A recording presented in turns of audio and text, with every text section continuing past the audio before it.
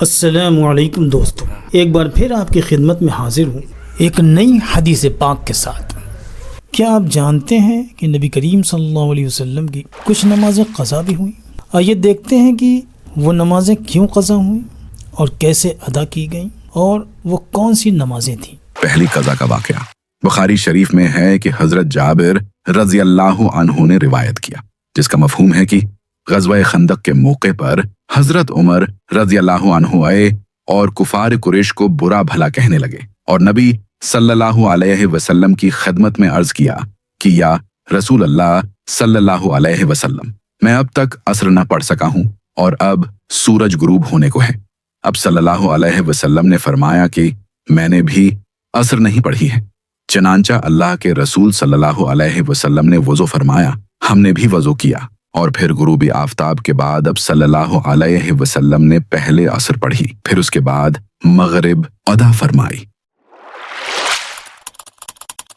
دوسری قضا کا واقعہ مسلم شریف میں حضرت ابو ہریرہ رضی اللہ عنہ سے مروی ہے، جس کا مفہوم یہ ہے کہ رسول اللہ صلی اللہ علیہ وسلم نے غزوہ خیبر سے لوٹتے ہوئے جب آرام کا وقت ہوا تو ایک جگہ پڑاؤ ڈالا اور حضرت بلال رضی اللہ عنہ سے کہا کہ تم آج کی رات ہمارا پہرا دو۔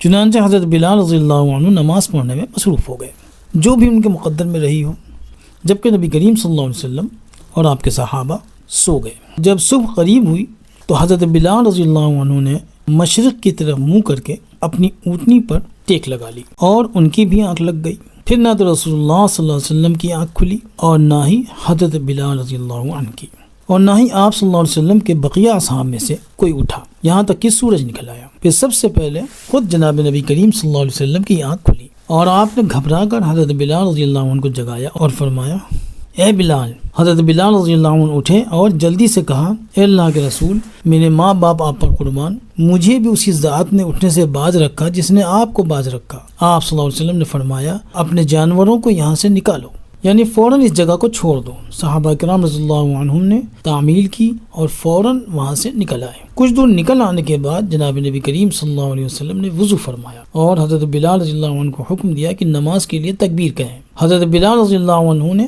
تکبیر کہی اور آپ صلی اللہ علیہ وسلم نے فجر کی نماز پڑھائی اور نماز سے فارغ ہو کر فرمایا، جس کی نماز فوت ہو جائے اسے چاہیے کہ یاد آتے ہی پڑھ لے، اس لیے کہ اللہ تعالیٰ فرماتا ہے کہ میری یاد کے لیے نماز قائم کرو۔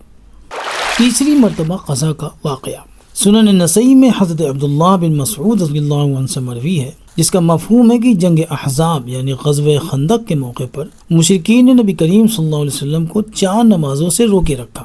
چنانچہ آپ نے بلال رضی اللہ عنہ کو حکم دیا کہ اذان کہیں۔ انہوں نے اذان دی، پھر اقامت کہی تو آپ صلی اللہ علیہ وسلم نے ظہر پڑھی۔ پھر حضرت بلال رضی اللہ عنہ نے تکبیر کہی تو آپ صلی اللہ علیہ وسلم نے عصر پڑھی۔ پھر انہوں نے اقامت کہی تو آپ صلی اللہ علیہ وسلم نے مغرب پڑھی۔ پھر انہوں نے اقامت کہی تو آپ صلی اللہ علیہ وسلم نے عشاء پڑھی۔